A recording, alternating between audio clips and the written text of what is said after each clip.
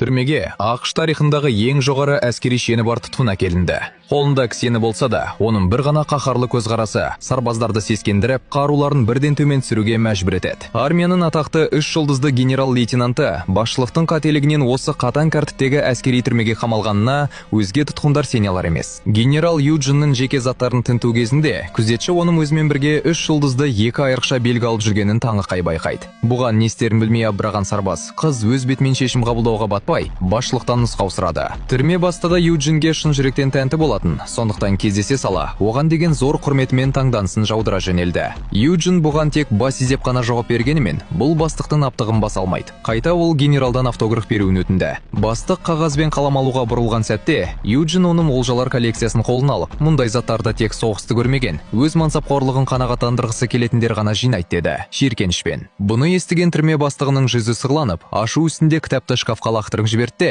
Юджинді дереу камерасына қайтаруды бұйырады. Түнде түрме бастығының құлағынан Юджиннің сөздері кетпей қойды. Ақыры ол генералды сабасына түсіріп, тәртіпке салуды ұйғарады.